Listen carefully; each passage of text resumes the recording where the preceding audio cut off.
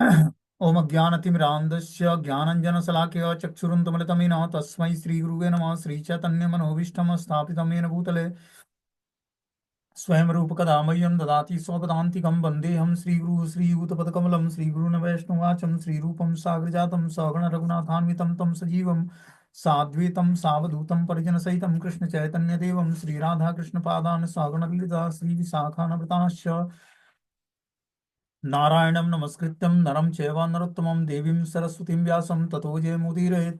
शृण्वतां स्वकथा कृष्ण पुण्यश्रवणकीर्तनं हृदन्तस्तु हि भद्राणि विधुनोति सुसतां नष्टप्रायेषु भद्रेषु नित्यं भागवत सेवया भगवती उत्तम श्लोके भक्तिर्भवति नैष्टिकी तदा रजस्तमो भावः कामलोभादयश्चेत् निरावृतं स्थितिः सत्ये प्रसिद्धति। एवं प्रसन्नमनसो भगवद्भक्ति योगता भगवतत्त्वविज्ञान मुक्तसंगस्य जायते विद्यन्ते हृदयं ग्रन्थि छिद्यन्ते सर्वसंशयम् चीयन्ते चास्य कर्माणि दृष्ट्वा एवात्मनीश्वरे मुखं करोति वाचालं पङ्गुं लङ्घयते गिरिं यत्कृपातमहं वन्दे परमानन्दमाधवम्। प्रह्लाद नारद पराशर पुंडरीकं व्यासम् अम्बरीश सुखसौनक विस्मदालभ्यां रुक्मांग अर्जुन वसिष्ठं विभीषणादीनं पुण्यानि नामानि परं भागवत स्मरामि। हे कृष्ण करुणा सिंधु दीनबंधु जगतपते गोपेश गोपिका कांत राधा कांत नमस्तुते। तप्त कांचन गौरांगे श्री राधे वृंदावनेश्वरी वृषभानुसुते देवी प्रणमामि हरिप्रिये। वाञ्छाकल्पतरुवक्षा कृपा सिन्धुभ्यो च पतितानां पावनेभ्यो वैष्णवेभ्यो नमो नमः। जय श्री कृष्ण चैतन्य प्रभु नित्यानंद श्री अद्वैत गदाधर श्रीवासादि श्री गौर भक्तवृंद। हरे कृष्ण कृष्ण कृष्ण हरे हरे, हरे राम राम राम हरे हरे। इसमें आज हम लोग को श्रीमद् भागवतम का स्कंद संख्या 3 अध्याय संख्या 28 और श्लोक संख्या 38 नंबर पढ़ना है। बोलते हैं कि देहो अपि देव वसज्ञ खलु कर्म यावत् स्वारंभकम प्रति समीक्षम एव सासु तम सम प्रपंचमधिरूढ़ समाधि योगम स्वाप्नम पुनर्न भजते प्रतिबुद्ध वस्तु। ऐसे मुक्त योगी के इंद्रियां सहित शरीर का भार भगवान अपने ऊपर ले लेते हैं और यह शरीर तब तक कार्य करता रहता है जब तक इसके देवाधिदैन कर्म समाप्त नहीं हो जाते हैं। इस प्रकार अपनी स्वाभाविक स्थिति के प्रति जागरूक तथा योग की चरम सिद्धावस्था समाधि में स्थिर मुक्त भक्त शरीर के गौण फलों को निजी कहकर स्वीकार नहीं करता। इस प्रकार वह अपने शारीरिक कार्यकलापों को स्वप्न में संपन्न कार्यकलाप सदृश मानता है। क्या बोलते हैं यहाँ पर कि ऐसे मुक्त योगियों की इंद्रियां सहित शरीर का भार भगवान अपने ऊपर ले लेते हैं। कैसे मुक्त पुरुष का? उच्च दिव्य अवस्था में स्थिर मन करके समस्त कर्मफलों से निवृत्त होकर जो व्यक्ति भगवान की भक्ति में स्थिर हो जाता है, एकमात्र उसका संबंध परमेश्वर से हो जाता है, ऐसा मुक्त पुरुष जो अपने समस्त पाप कर्मों से छूट गया है और उसकी मति भगवान में स्थिर हो गई है, वो मुक्त पुरुष कहलाता है। ठीक है ना? तो ऐसा मुक्त पुरुष क्या करता है? योगी इंद्रियों सहित शरीर का भार भगवान अपने ऊपर ले लेते हैं। जो इस तरह मुक्त पुरुष बन जाता है तो भगवान क्या करते हैं? उसके सारे इंद्रियों को कंट्रोल करते हैं। भगवान का नाम है एक ऋषिकेश। ऋषिकेश का मतलब होता है कि इंद्रियों के स्वामी है भगवान। तो जो ऐसा मुक्त पुरुष होता है भगवान उसकी इंद्रियों के खुद स्वामी बन जाते हैं। वो कंट्रोल करते हैं उसके सेंसेस को सारे। अब बता रहे हैं कि शरीर का भार अपने ऊपर ले लेते हैं और यह शरीर तब तक कार्य करता रहता है जब तक इसके देवादिदिन कर्म समाप्त नहीं हो जाते हैं। शरीर तब तभी तक है जब तक हमारे प्रारब्ध कर्म है। ठीक है ना? प्रारब्ध कर्म समाप्त होंगे तो शरीर समाप्त हो जाएगा। प्रारब्ध मतलब जब तक हमारा एक दूसरे से व्यक्ति से जो है कर्म जुड़ा हुआ है तब तक व्यक्ति हमें जीवन में बहुत सारे लोग मिलते हैं और बिछड़ जाते हैं। कर्मों के हिसाब से सबसे मिलन होता है और कर्मों के हिसाब से व्यक्ति अलग अलग बिछड़ जाता है सबसे। तो ये शरीर जब तक तभी तक है जब तक इसमें देवाधीन कर्म समाप्त नहीं होते हैं। जैसे ही कर्म समाप्त होंगे वैसे ही शरीर समाप्त हो जाएगा। ठीक है ना? शरीर समाप्त होने का मतलब कि हो सकता है कि आपके सारे कर्म समाप्त हो जाएं तो शरीर धीरे धीरे स्पिरिचुअलाइज हो जाएगा, आध्यात्मिक हो जाएगा। ऐसा नहीं कर्म समाप्त होते ही शरीर समाप्त हो जाएगा। अब आपको अगर जो भगवान जीवित रखता है, देखो जो महान वैष्णव भागवत वैष्णव होते हैं, आचार्य होते हैं, उनके कोई अपने कर्म नहीं होते हैं। भगवान उसको उनको इस धरा पर इसलिए रखते हैं कि हमारे नाम का प्रचार करेगा। उसको शक्ति प्रदान करते हैं, उसको उम्र प्रदान करते हैं। भगवान अपने शक्तियों के बदौलत क्या करते हैं? भगवान उससे प्रचार कराते हैं। जो मुक्त जीवात्माएं हैं, ठीक है ना, जो आचार्य लेवल के भक्त लोग हैं, उनको क्या करते हैं, भगवान खुद अपने मतलब अपने माध्यम से उनके सेंसेस को कंट्रोल करते हैं और शरीर का भार अपने ऊपर ले लेते हैं। ये कोई छोटी मोटी स्थिति नहीं है। बोलते हैं ये शरीर तब तक कार्य करता रहता है जब तक इसके देवाधीन कर समाप्त नहीं होते हैं। इस प्रकार अपनी स्वाभाविक स्थिति के प्रति जागरूक तथा योग की चरम सिद्धावस्था समाधि में स्थिर मुक्त भक्त शरीर के गौण फलों को निजी कहकर स्वीकार नहीं करता है। जब व्यक्ति योग की चरम सिद्धावस्था को प्राप्त कर लेता है और समाधि में स्थिर हो जाता है, तब भक्त के शरीर के गौण फलों से कोई गौण फलों को निजी कहकर स्वीकार नहीं करता है। इस प्रकार वो अपने शारीरिक कार्यकलापों को स्वप्न में संपन्न कार्यकलाप सदृश मानता है। जो हम शारीरिक कार्यकलाप करते हैं शरीर को मेंटेन करने के लिए, वो सब स्वप्नवत लगने लगता है। खाना पीना, उठना, सोना, बैठना, फ्रेश होना, ये सब चीजें स्वप्नवत लगेगी आपको। ये स्वाभाविक रूप से ऑटोमेटिक होगा। मतलब क्या होगा कि हम जब शारीरिक लेवल से अपने को, अपनी चेतना को जब ऊपर उठा लेंगे, तो शरीर के जो मेंटेनेंस का कार्य है वो ऑटोमेटिक स्वाभाविक रूप से भगवान के द्वारा होगा वो। अब पता नहीं मैं समझा पा रहा हूँ कि नहीं। और ये ऐसा ही होता है। अभी हम पूरे होशो हवास में अपने शरीर को सजाते जाते हैं, ठीक है ना, नहाते हैं, तिलक धारण करते हैं, कितने लोग क्रीम लोशन भी लगाते हैं, मसाज कराते हैं, क्या क्या कराते हैं शरीर को मेंटेन करने के लिए। लेकिन जब पूर्ण रूपेण चेतना आध्यात्मिक बन जाएगी तो शरीर के श्रृंगार और सजावट के बारे में आपको चिंता ही नहीं होगी। ये ऑटोमेटिक सब कार्य संपन्न होगा। क्यों? क्योंकि कॉन्सियसनेस आपकी भगवान में लगी हुई है, चेतना भगवान में लगी हुई है। चेतना जब भगवान में स्थिर हो जाती है तो बाहर के शारीरिक कार्यकलापों का कोई भान ही नहीं होता व्यक्ति को, कि शरीर बीमार है, रोगग्रस्त है, या फिर सुरक्षित है, या चेहरा मुरझाया हुआ है या खिला हुआ है, जैसे भी है। अब वो शारीरिक लेवल से व्यक्ति ऊपर उठ गया, शरीर में क्या परेशानियां हैं उससे कुछ प्रभावित ही नहीं होगा वो। क्यों? सारा रियलाइजेशन मन और बुद्धि को होता है। जब मन और बुद्धि प्रॉपर तरीके से भगवान की सेवा में एंगेज हो जाती है, तो शारीरिक रूप की जो प्रॉब्लम होती है, शरीर में जो रोग या अन्य बीमारियां लगती हैं, उससे व्यक्ति प्रभावित नहीं होता है। क्योंकि मानसिक रूप से और बौद्धिक स्तर पर वो अध्यात्म से जुड़ गया है। इसलिए ये सब रियलाइजेशन होना उसको बंद हो जाता है। जो शरीर के लेवल की परेशानियां हैं उससे वो अपने को ऊपर उठा लेता है। बोलते हैं निम्नलिखित प्रश्न उठाया जा सकता है कि जब तक मुक्त आत्मा शरीर के संपर्क में रहता है तो शारीरिक कार्य उसे क्यों नहीं प्रभावित करते? क्या वह भौतिक कार्यकलापों के कर्म तथा फल के कर्म से ग्रसित नहीं हो जाता? तो यहाँ पर प्रश्न उठता है कि जब तक मुक्त आत्मा शरीर के संपर्क में रहता है तो शारीरिक कार्य उसे क्यों नहीं प्रभावित करते हैं? क्या वो भौतिक कार्यकलापों के कर्म तथा फल के कर्म से ग्रसित नहीं हो जाता? ऐसे प्रश्नों के उत्तर में इस श्लोक में कहा गया है कि मुक्त आत्मा के भौतिक शरीर का भार भगवान अपने ऊपर ले लेते हैं। भौतिक शरीर का भार भगवान अपने ऊपर ले लेते हैं। इसका क्या मतलब हुआ? कि वो जब आध्यात्मिक लेवल पर अपने को, चेतना को स्थिर कर लेता है, तो अब उसके शरीर निर्वाह का की जिम्मेदारी भगवान की हो जाती है। इसके शरीर का पालन पोषण कैसे होगा? जब सनातन गोस्वामी भगवान चैतन्य महाप्रभु से जाते हैं मिलने के लिए, कहाँ, पूरी धाम में, उनके शरीर में पूरा जो है, शरीर जो है रोगग्रस्त हो गया था, जैसे गलता था, मतलब पूरी चमड़ी जो है गल गई थी, और उससे पी मतलब मवाद बह रहा था। तो जगन्नाथ मंदिर के सामने से ना आकर वो जगन्नाथ मंदिर के पीछे पीछे से आते हैं भगवान चैतन्य महाप्रभु से मिलने के लिए। तो महाप्रभु ने पूछा कि हे सनातन, तुम इस तरह से क्यों आए हो? जलते हुए बालू से होकर आए हो, तुम्हें मंदिर के सामने से आना चाहिए, क्यों आप ऐसे नहीं आए हो? उन्होंने बोला कि मैं एक पतित जीवात्मा हूँ, पूरे जीवन हमने मलिक्षों की नौकरी की है। पहले तो वो दुष्कर्म था हमारा, दूसरा ये शरीर जो है हमारा पूरा जो है कुष्ठ रोग से ग्रसित हो गया है। हे महाप्रभु, मेरी छाया भी पड़ जाती इस ब्राह्मणों पर जो जगन्नाथ जी के सेवक हैं, तो कलुषित हो जाते उससे। इसलिए मैं नहीं चाहता था कि मेरे शरीर की छाया किसी जगन्नाथ के सेवक पर पड़े, इसलिए मैं मंदिर के पीछे के रास्ते से आया हूँ आपसे मिलने के लिए। ये विनम्रता जब देखा महाप्रभु ने, तो उनको अपने गले लगा लिया। और जैसे ही महाप्रभु ने गले लगाया, उनका शरीर फिर से जो है सुंदर बन गया, और सारे रोग गायब हो गए उनके। तो वही बता रहे हैं कि यहाँ पर कि जब व्यक्ति शारीरिक रूप से अपने को ऊपर उठा लेता है, अपनी चेतना को, मन और बुद्धि को अध्यात्म में स्थिर कर लेता है, तो शारीरिक क्रियाकलापों की जिम्मेदारी भगवान ले लेते हैं।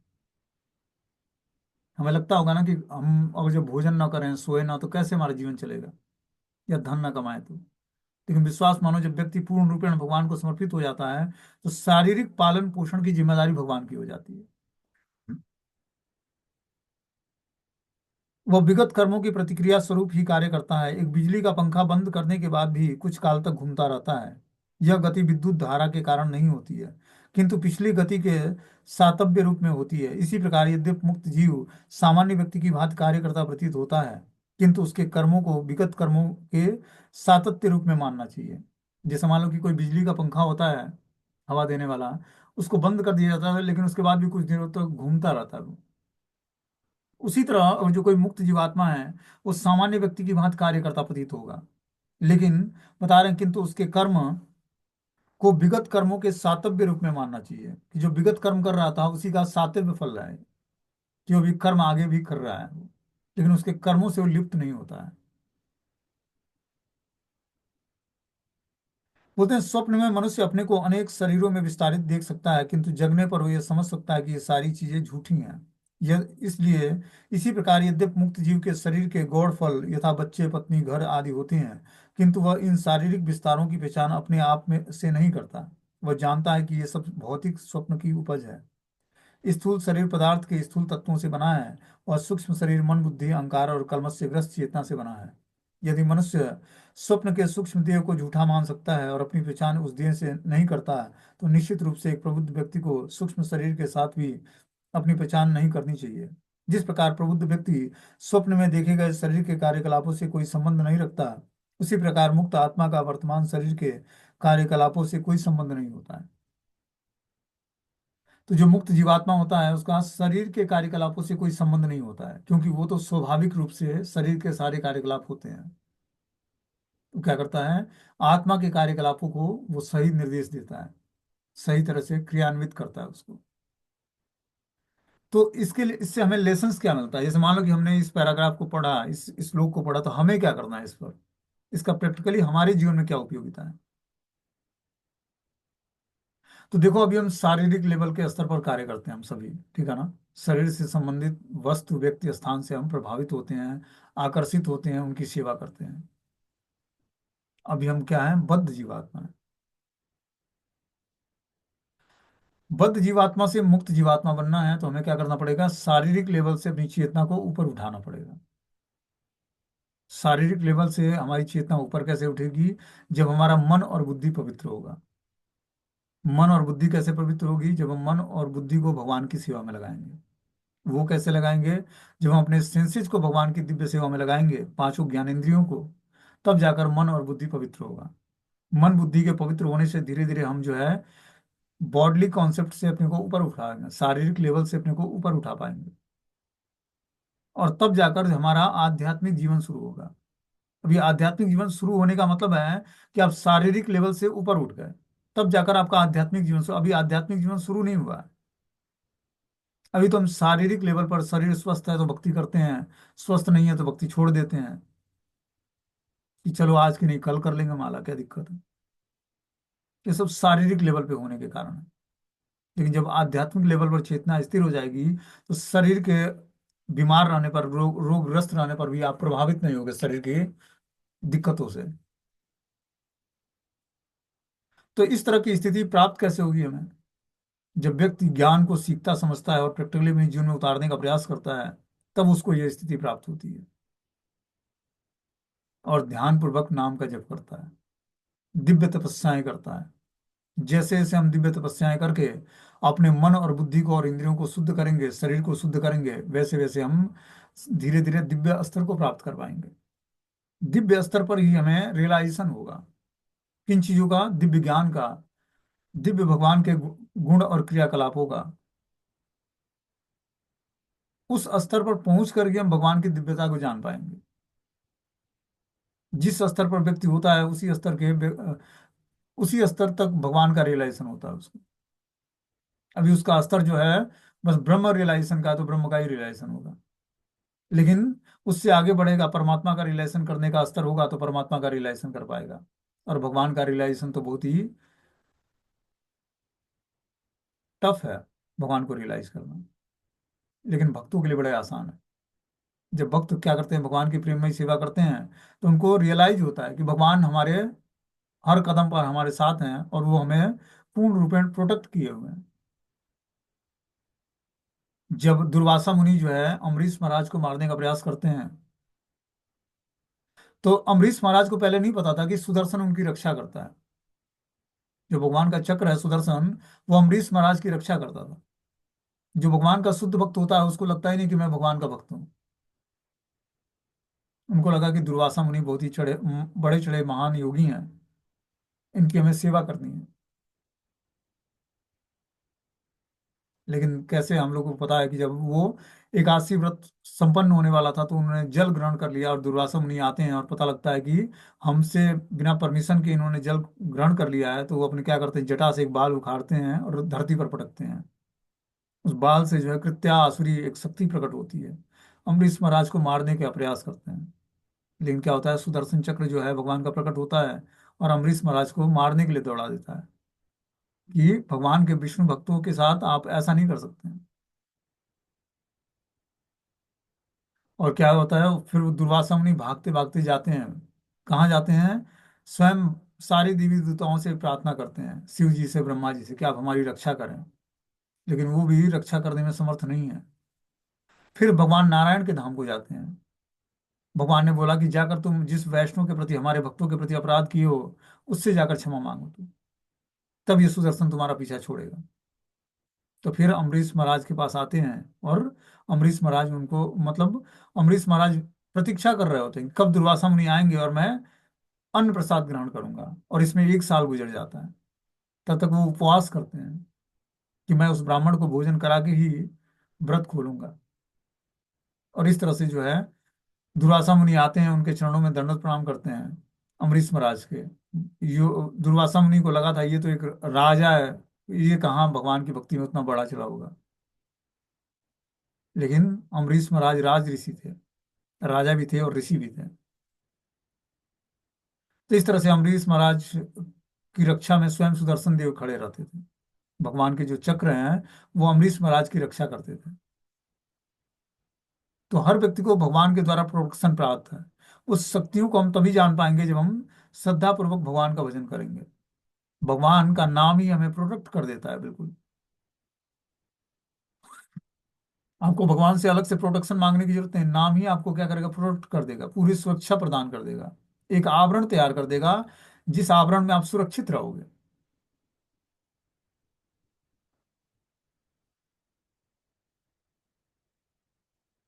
आगे बता रहे हैं, यथा पुत्राश्च वित्ताश्च पृथग्य मृत्य प्रतीयते अप्यात्म अप- अप्यात्म वीनाभिमता देहाद्य पुरुषस्तथा। परिवार तथा संपत्ति के प्रति अत्यधिक स्नेह के कारण मनुष्य पुत्र तथा संपत्ति को अपना मानने लगता है, और भौतिक शरीर के प्रति स्नेह होने से वह सोचता है कि यह मेरा है। किंतु वास्तव में जिस तरह मनुष्य समझ सकता है कि उसका परिवार तथा उसकी संपत्ति उससे पृथक है, उसी तरह मुक्त आत्मा समझ सकता है कि वह तथा उसका शरीर एक नहीं है। क्या बता रहे हैं यहाँ पर, कि परिवार तथा संपत्ति के प्रति अत्यधिक स्नेह के कारण मनुष्य पुत्र तथा संपत्ति को अपना मानने लगता है। कब? जब उसको स्नेह जागृत होता है। स्नेह कारण से वो परिवार और संपत्ति को के प्रति अत्यधिक स्नेह के कारण वो पुत्र और संपत्ति को अपना मानता है। वो स्नेहवश क्या करता है, हृदय की ग्रंथि एक दूसरे से जुड़े होती है, और व्यक्ति कुछ को अपना मानता है जिससे उसका घनिष्ठ संबंध होता है, और कुछ को पराया मानता है। बोलते हैं भौतिक शरीर के प्रति स्नेह होने से वह सोचता है कि ये मेरा है। किंतु वास्तव में जिस तरह मनुष्य समझ सकता है कि उसका परिवार तथा उसकी संपत्ति उससे पृथक है, उसी तरह मुक्त आत्मा समझ सकता है कि वह तथा उसका शरीर एक नहीं है। बोलते हैं जो व्यक्ति पारिवारिक जीवन में आसक्त है, वो क्या करता है, परिवार के सदस्यों के प्रति और संपत्ति के प्रति अत्यधिक स्नेहिल होता है। उसके बिना वो रह नहीं पाएगा, ठीक है ना, संपत्ति के बिना और परिवार के जनों के बिना। किंतु वास्तव में जिस तरह मनुष्य समझ सकता है कि उसका परिवार और उसकी संपत्ति उससे पृथक है, लेकिन जब वो उसी जीवात्मा को वास्तविक ज्ञान होता है तो वो समझ पाता है कि मेरा परिवार और मेरी संपत्ति जो है मुझसे पृथक है। वो शरीर पर के लेवल पर होने के कारण वो शरीर से संबंधित वस्तुओं का, व्यक्तियों का को अपना मान लेता है, वो संपत्तियों को अपना मान लेता है। लेकिन जब उसको आध्यात्मिक ज्ञान होता है तो वो जानता है कि परिवार तथा संपत्ति उससे पृथक है, वो एक अलग तत्व है, और संपत्ति और परिवार एक अलग तत्व है। उसी तरह मुक्त आत्मा समझ सकता है कि वह तथा उसका शरीर एक नहीं है। जो जो मुक्त जीवात्मा होता है वो शरीर और आत्मा के स्तर पर जो है आत्मा और शरीर में भेद करना जानता है कि शरीर क्या है और आत्मा क्या है। बोलते हैं इस श्लोक में वास्तविक ज्ञान की अवस्था बताई गई है। बच्चे तो अनेक हैं किंतु कुछ को हम अपने स्नेह के कारण अपनी पुत्री और पुत्र के रूप में स्वीकार करते हैं। यद्यपि हम यह भली भांति जानते हैं कि ये बच्चे हमसे पृथक हैं। इसी प्रकार धन के लिए अत्यधिक स्नेहिल होने के कारण बैंक में जमा संपत्ति को हम अपनी मानते हैं। बोलते हैं कि वास्तविक ज्ञान की अवस्था बताई गई है कि बच्चे तो अनेक होते हैं, ठीक है ना, संसार में बहुत सारे बच्चे हैं, लेकिन कुछ बच्चों को हम स्नेह के कारण पुत्र या पुत्री को अपना स्वीकार करते हैं। जो अपने शरीर से उत्पन्न बच्चे हैं उनको व्यक्ति अपना पुत्र या पुत्री के रूप में स्वीकार करता है, यद्यपि हम यह भली भांति जानते हैं कि ये बच्चे हमसे पृथक हैं। इसी प्रकार धन के लिए अत्यधिक स्नेह होने के कारण बैंक में जमा संपत्ति को हम अपनी मान लेते हैं, कि बैंक में जो संपत्ति जमा है वो हमारी संपत्ति है।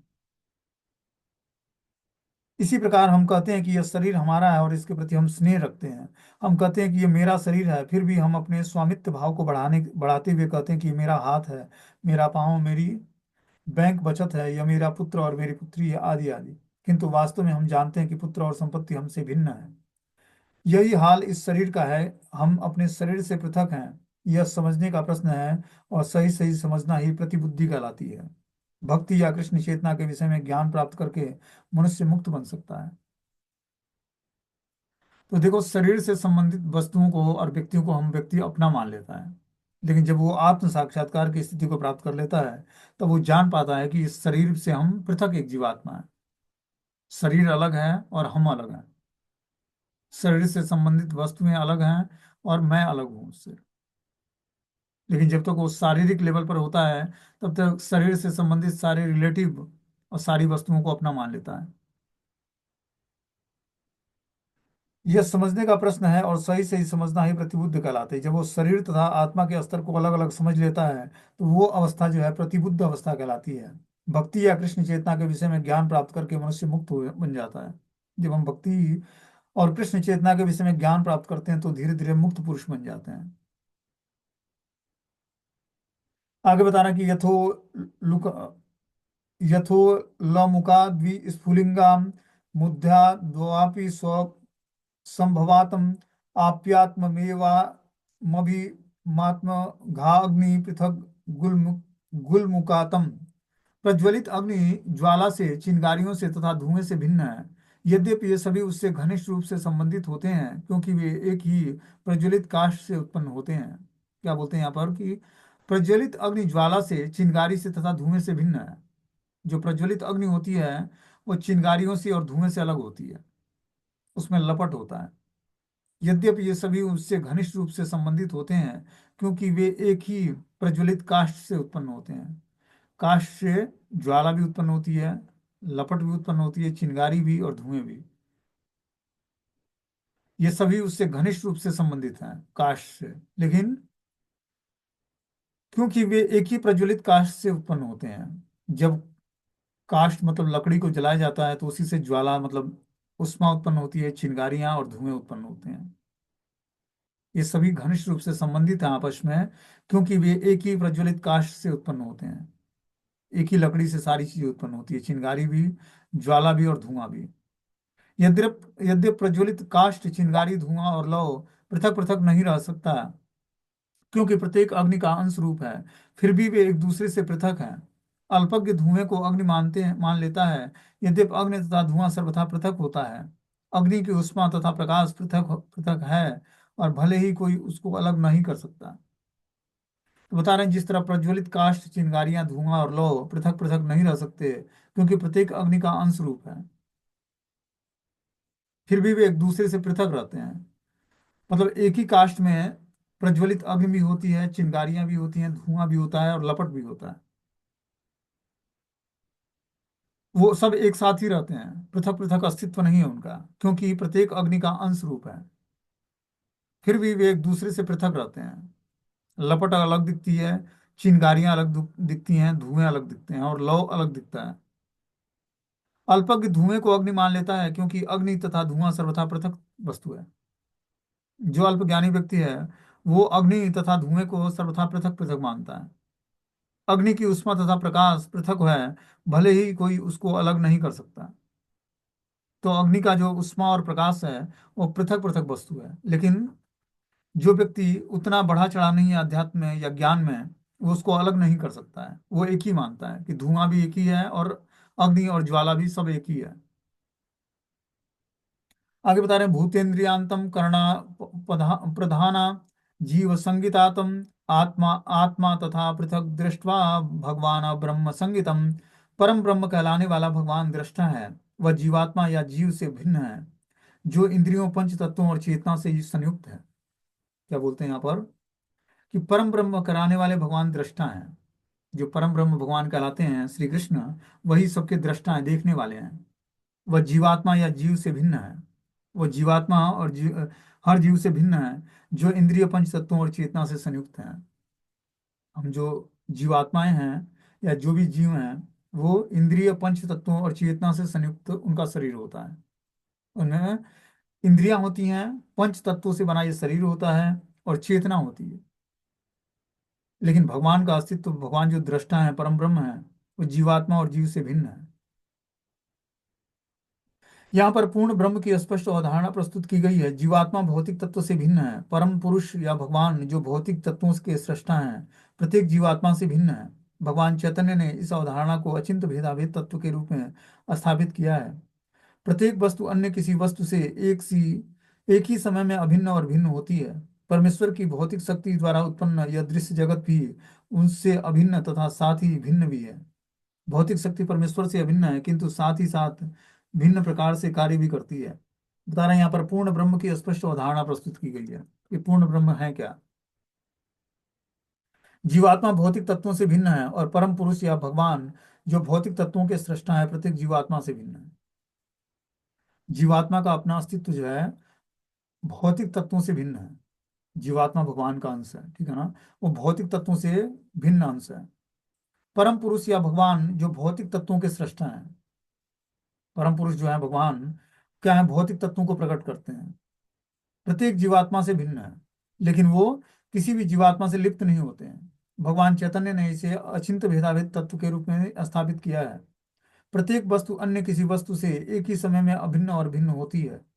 परमेश्वर की भौतिक शक्ति द्वारा उत्पन्न यह दृश्य जगत भी उनसे अभिन्न तथा साथ साथ भिन्न भी है।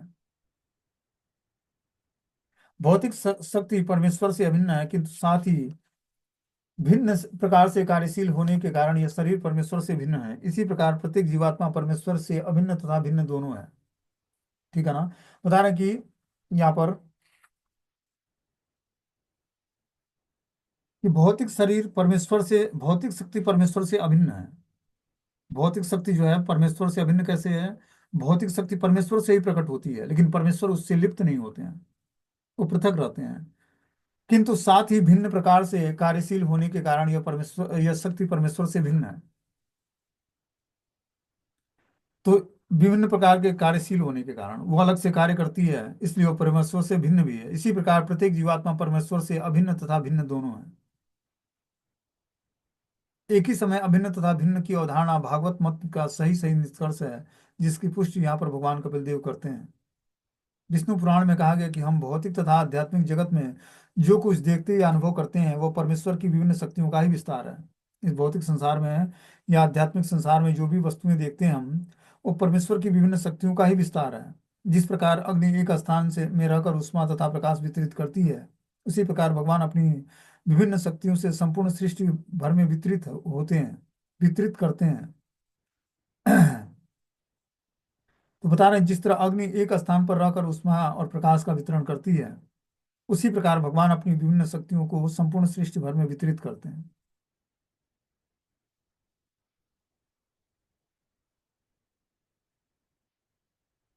आगे इसमें बता रहे हैं कि सर्वभूतेषु चात्मानं सर्वभूतानि चात्मनि इच्छे ना ना अनन्य भावे न भूतेष्वि तदात्मनाम।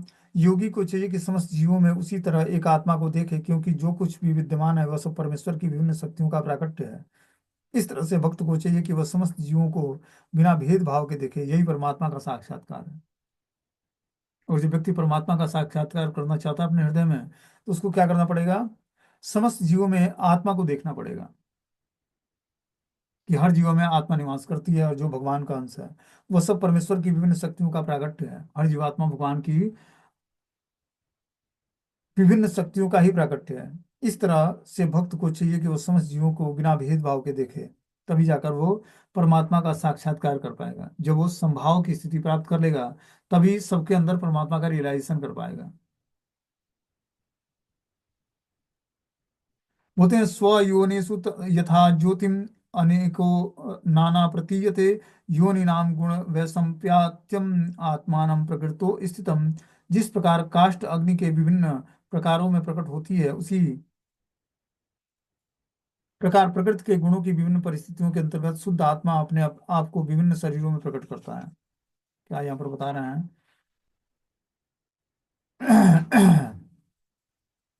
कि जिस प्रकार अग्नि काष्ठ के विभिन्न प्रकारों में प्रकट होती है, अग्नि क्या करती है? काष्ठ के विभिन्न प्रकारों में प्रकट होती है। काष्ठ के अलग अलग टुकड़ों में अग्नि अलग अलग रूप से जलती है। उसी प्रकार प्रकृति के गुणों की विभिन्न परिस्थितियों के अंतर्गत शुद्ध आत्मा अपने आप को विभिन्न शरीरों में प्रकट करता है। उसी प्रकार जो ये आत्मा प्रकृति के गुणों से ऊपर उठ गया है, वो विभिन्न परिस्थितियों के अंतर्गत शुद्ध आत्माएं अपने आप को शरीर में प्रकट करती हैं। क्या करने के लिए? शुद्ध आत्माएं भगवान की सेवा करने के लिए शरीर में प्रकट होती हैं।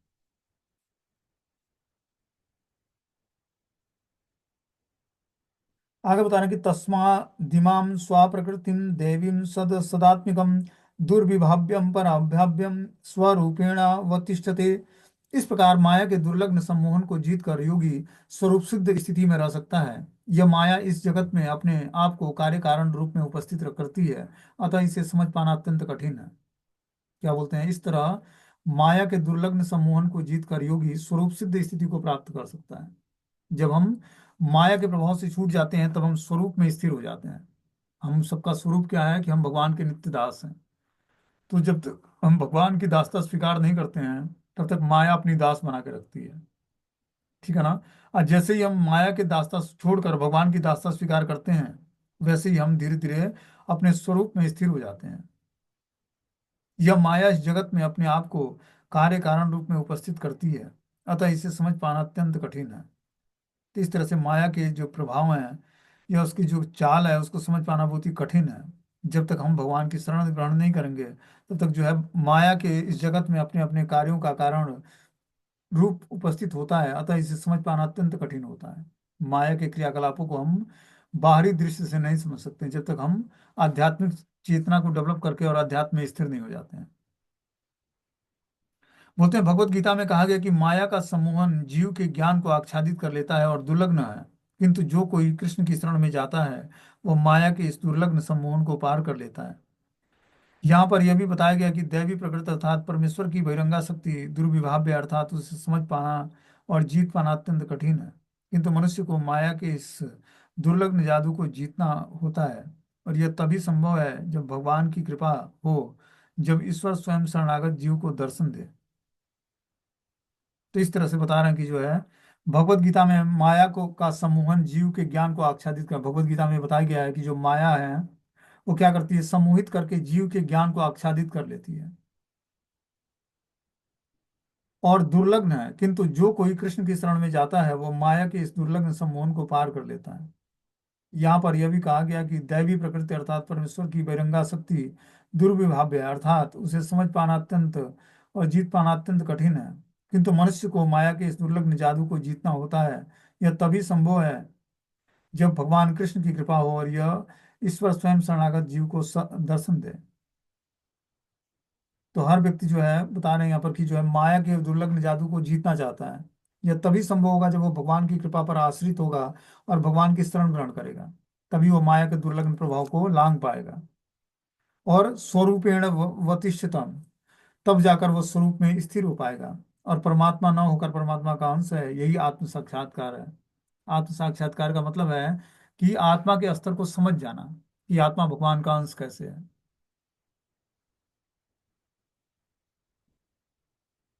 अपने को झूठे ही परमात्मा के रूप में सोचना और अपने को सर्वसाक्षी समझना स्वरूप नहीं है। यह उसकी वास्तविक स्थिति का साक्षात्कार नहीं है। वास्तविक स्थिति तो यह है कि वह अंश रूप है। यहाँ संस्तुति की गई कि मनुष्य को अपनी वास्तविक आत्म साक्षात्कार की स्थिति में बने रहना चाहिए। भगवत गीता में इस प्रकार को ब्रह्म साक्षात्कार के रूप में परिभाषित किया गया है। तो हमें क्या करना पड़ेगा? आत्मा के स्तर पर अपनी चेतना को धीरे धीरे उठाना पड़ेगा और आत्म साक्षात्कार की स्थिति में बने रहना पड़ेगा। तभी जाकर हम जो है ब्रह्म साक्षात्कार के रूप में हम भगवान की सेवा में इंगेज हो पाएंगे, राधा कृष्ण की सेवा में इंगेज हो पाएंगे। उदाहरण, ब्रह्म साक्षात्कार के पश्चात मनुष्य ब्रह्म के कार्यकलापों में लग जाता है। जब तक वह स्वरूप सिद्ध नहीं होता है, वह शरीर के साथ झूठे पहचान पर आधारित क्यों कार्यों में लगा रहता है। जब वो अपनी वास्तविक स्व के प्रति स्थिर हो जाता है, तभी ब्रह्म साक्षात्कार के कार्यकलाप प्रारंभ होते हैं। तो इस तरह से जब व्यक्ति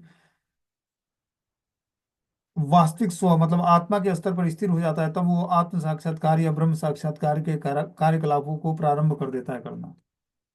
ठीक है ना? जो लोग भक्ति में लगे हुए हैं उनके लिए माया का जादू नहीं होता है और उसकी स्थिति परम पूर्ण होती है। पूर्ण के अंश रूप जीवात्मा का धर्म है कि वह पूर्ण की सेवा करे, यही जीवन की चरम सिद्धि है। तो जीवन की चरम सिद्धि क्या है? कि जो पूर्ण व्यक्ति है उसको परम पुरुष भगवान कृष्ण की सेवा करनी चाहिए। परम पूर्ण जो भगवान है उनकी सेवा करनी चाहिए। पूर्ण के अंश रूप जीवात्मा का धर्म है कि वह पूर्ण की सेवा करे, यही जीवन की चरम सिद्धि है। तरह पूर्ण के अंश रूप जीवात्मा का धर्म क्या है? कि वो पूर्ण की सेवा करता रहे, और इस तरह से यही जीवन की चरम सिद्धि को प्राप्त कर सकता है। ठीक है ना? हरे कृष्णा। अब आगे जो है भगवान कपिल देव द्वारा भक्ति की व्याख्या, अध्याय 19 जो है कल पढ़ाया जाएगा। कल से नया लेसन शुरू होगा। हरे कृष्णा।